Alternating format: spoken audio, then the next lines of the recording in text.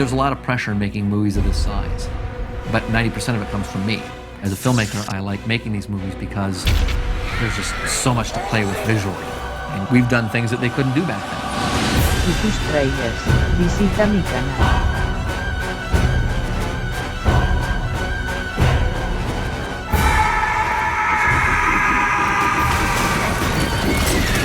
There's still some of the same techniques we share. I mean, we still use matte paintings, we still do elaborate miniatures. We can do more with the miniatures because we have more sophisticated pyrotechnics and rigs and hydraulic systems.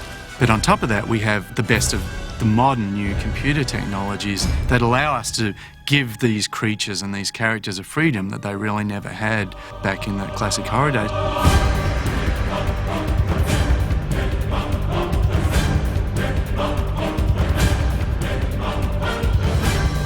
The wonderful thing about the digital world that we're all in now is that there are no limitations on one's imagination. Only limitations are your pocketbook. There's a complexity involved there that requires keeping a lot of balls in the air. So if you're doing that, you want to go into those sequences prepared. We had quite a few things that were very challenging. Just about everything Van Helsing was challenging. I don't think ILM did any simple shots on this particular project. It's been a pleasure knowing you. Au revoir. For example, Mr. Hyde sequence, in putting that together, we had an animatic to refer to start help us plan that. We animated the action first. We didn't really know what the shots were going to be, and we kind of designed and animated the action, and then went in and covered the scene as if, you know, you had two real actors and you were finding the good angles. We did a lot of different concept explorations. What we came up with was someone who is a really just a grotesque-looking human being, who we basically sort of felt like he was one of those British backstreet thugs that's been down drinking all night at the pub and come and bash the crap out of you, you know. That's 4 children, 3 goats, whoosh, and a rather large massacre of poultry. When we saw the way Schuller performed as Frankenstein, we thought, wow, this guy really, even with all this stuff on him, moves really in an agile way, and Schuller was really happy to do it. And we made a helmet with a picture of Mr. Hyde on the top so we could work out our compositions. It takes a real leap of faith on the part of the director and the editors and the producer, because when they get all the material back, the first reaction is, how is this going to work? Schuller came up to ILM and we strapped him in a motion capture suit and had him go through the same performance. And having done that rough animation, it gave a really good guide so that he could have a look at what we really roughly wanted Hyde to do. We'd set up the motion capture so we got real-time feedback, so Schuller and Stephen could see him as Mr. Hyde on the monitor in the scene, composited real-time, and it made it very easy. You're the great Van Helsing. We decided to treat this not as a computer graphic character, but as an actor, and then asked Robbie Coltrane to lend his voice for the character. I think you'll find the view over here rather spectacular. The facial animation was based on Robbie Coltrane's visual portrayal of the character when he was acting. The combination created a really unique character that comes out really strong on screen. My turn! I think he'll be probably the highest achievement that's ever been seen in terms of a photoreal, completely synthetic character. Kill the stranger. Love to. One of the main things that Stephen wanted was to see these flame brights fly up to camera and see the actresses truly performing. Do you like to fly? We used 2 different techniques to build the same character.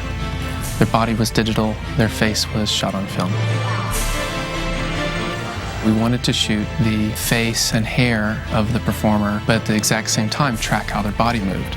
That meant we needed to use the motion capture on the film set with the huge amounts of lights that would be there also.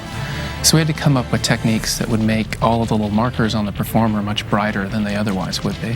So we developed these custom circuit boards that have a real high-powered light source on them. It's an LED light-emitting diode. Human can't see the light. You can stare at it and you wouldn't even know if it's on or not. But as soon as you look through one of our motion capture cameras, which can see infrared light, then you notice how bright it is. The first thing were the markers, and we could hide all of the custom wires that went to each one of those. So the suit would not have wires running all over that the brides would get tangled up in. We had 24 motion capture cameras because we knew people and things would always get in the way. We knew at times our motion capture cameras would be looking directly at a film light, and even though we'd sort of knocked out a lot of the light, we'd still have some in there that would cause problems.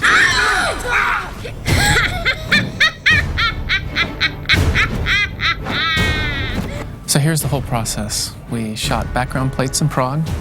We had to track how the film camera moved through space. The next step was, how does the bride move?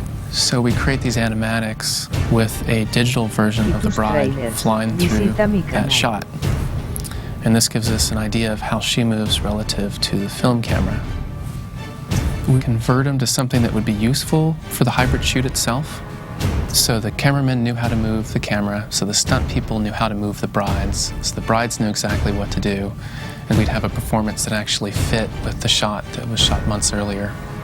We took those two things and inserted them into the original background plate. And once we stick it on the 3D bride, we'll get something that looks like this final here.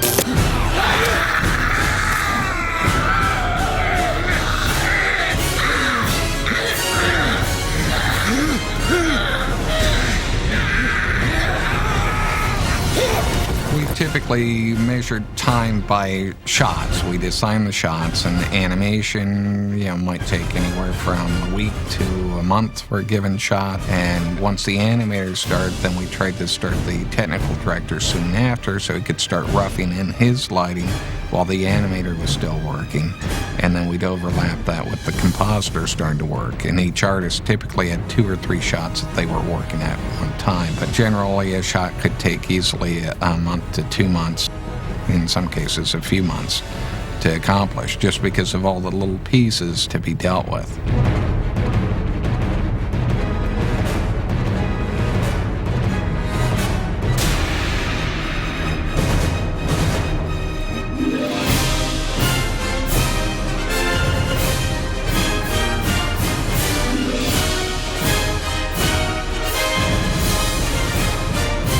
Is such an exciting sequence. It's just wrought with peril from one end to the other, and this is just such a beautiful way to end it.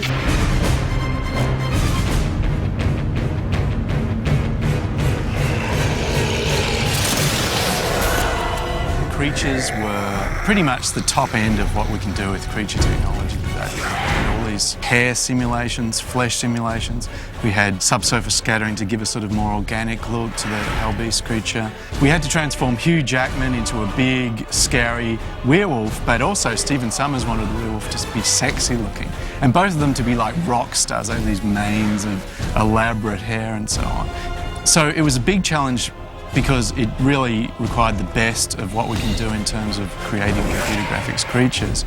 And because these creatures can leap around the place and fly, we had to fabricate the rest of the set. But we also then had to transform our hero and our villain back and forward into characters.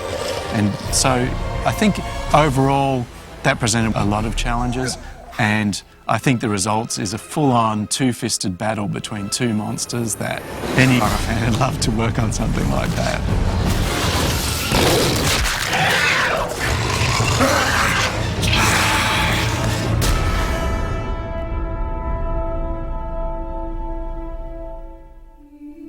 Finally, when Hugh transforms from the werewolf back to Van Helsing at the end of the film, and Anna is dead now, and he's cradling in her arms, and this was something that Stephen always wanted, a really iconic image of the werewolf holding his love and howling at the moon, and then seamlessly go to Van Helsing. Basically, a lot of his fur and some of his skin just sort of wafts off him. And so it's a little different from the other transformations, but it fulfilled this need to be not horrific.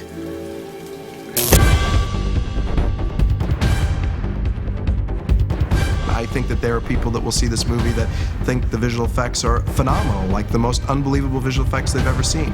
I'm one of those people. I can see everyday life all the time. For some reason, my sensibilities, especially as a writer, I guess. As a writer, I love to create stuff that you haven't seen before.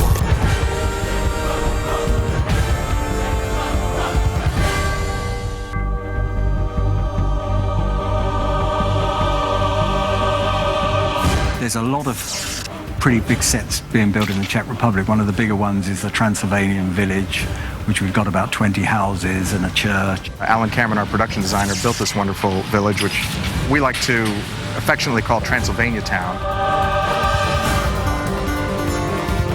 The design of the village is slightly hyper-real. As you can see, the roofs are canted. It's almost a little bit of a Whoville type feel to it. But at the same time, and especially on film, one of the things that we're so happy about is that it has a very realistic look. I wanted the village to be slightly twisted. It has to absolutely look real. It has to look like a real village, but where the hell is that village? I said, you know, I love German expressionism. I said, let's look at some of those movies like Dr. Caligari and stuff like that. I love that village because you'll notice there's a slightly off-center quality to it all, and just a little something to it that is just not quite right, not quite real, just enough to take you out of what you think is real. No, it's played for real, but it's a story, you know, and you have to take people off into this other world, and everything from the set just aids that, I think. But I think there should be some though. Some, yeah. Might as well hang just to introduce hang from here and here, whatever like that. And then in the watch. We try and get a sense from the production designer what he's thinking about in terms of the space. Like in the village sequence, it was great because we actually got the blueprints for the entire village that Alan was building, and we modeled the village in 3D, and it was pretty much exactly what they built. So we were able to help Steven stage his action, basically. It actually began in pre-production with the animatics. Like for this sequence, we originally, Jennifer and I broke out the script. And based on the script, we pulled a certain number of shots. Say we thought there would be, I don't know, 50 shots. And then they hired Rapin to do animatics, who hired a small team of animators. And we broke out the animatics and say there were 70 shots of the animatics. The previs is just part of the process. You know, it's like no one's tied to it. A lot of things happen on the day that, you know, you can't get what you planned. But with the previs, it gives the director a tool that he knows that if he at least gets this, it'll work. The previs works as a phenomenal blueprint for these sequences, and I think it is becoming more and more common to, quote-unquote, stick with the previs as your blueprint. That's where visual effects is very tricky because every frame and every shot impacts you, both financially, creatively, schedule-wise, so it's unique. The department's very unique in that regard.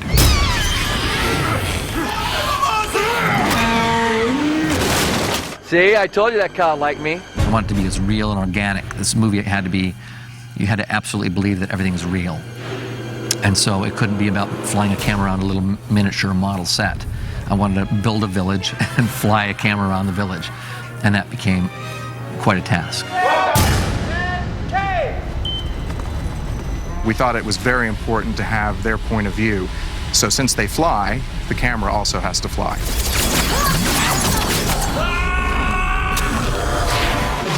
It was really an amazing set, and it was fantastic to shoot there. And they built the biggest rig that's ever been built, the wire rig. It was the length of 2 football fields long, and the width of the football field.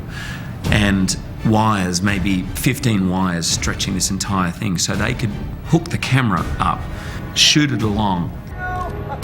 Camera could go, I think, up to 50 miles an hour.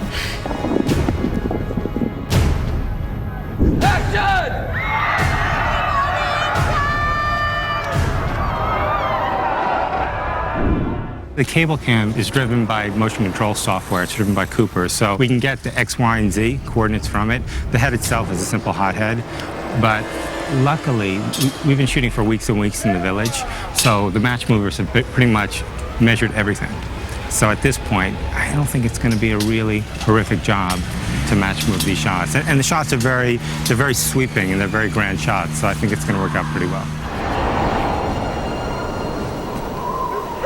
Alan Davio, our cinematographer, has been very particular about the amount of smoke that he puts in here, and I think it gives a very nice realism within sort of a hyper-real environment, which is exactly what we're looking for in the design of the movie. There's a cemetery in this village set in the back, and we were shooting in that cemetery with our own snowfall, our effects people producing the snowfall, and it's a wonderful scene. It's one of my favorite in the film. And still you try to kill him! He's a werewolf. He's going to kill people! He can't help it! It's not his fault! I know, but he'll do it anyway!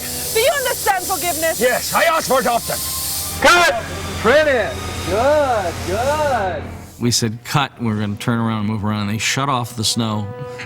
The snow was still falling, but it was real snow. And it's just the nature of being someplace and adapting. At least we're in synchronization with the weather there. It's amazing, except the ground, of course being a peasant village, is dirt. There's no pavement, there's no cobblestones or anything. And they'd laid a bit of straw down. Of course, the snow came, and then the rain came. And by the time we were shooting with about 1,000 extras there all day, it was mud wherever you went. So it was kind of fun. I think the Czech people quite enjoyed seeing all these LA people with their Prada snow boots on, you know, trudging through the mud, you know.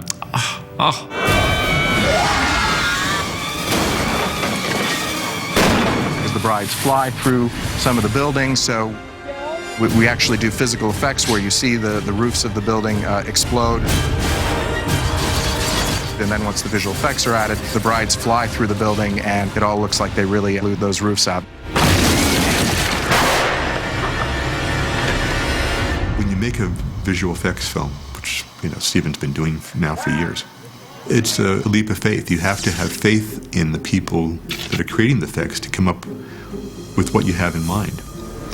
And so when you do see it, I mean, I can imagine how exciting it must be to a writer-director like Steven to actually see his vision start coming to life. We're just trying to sync it all up, see if it's working. Steven, once we've got this, we'll do one coverage with their hair pulled back, just doing the same thing. Why is that? Just in case we need to do something special. In case you get a little scared? You get a little scared back up there? Okay. Just want to give you the option. In case this is you. Sid Dutton and his people have painted an entire cyc, a 360 view of the mountains and a separate view of the clouds and things. This is a plate right here that they shot over in Prague in their village set. And obviously the day that they're shooting, it's a totally overcast sky. Our objective here is to take this overcast plate and create a shot where you have the sun sort of, you know, directly in view, and it will have a big sky that comes across and, you know, essentially wipes that sun out. Van Helsing. There are so many shots where people are just going, how did they do that? After a while, it just becomes, well, it's all so real, the audience will be sucked into the movie even more.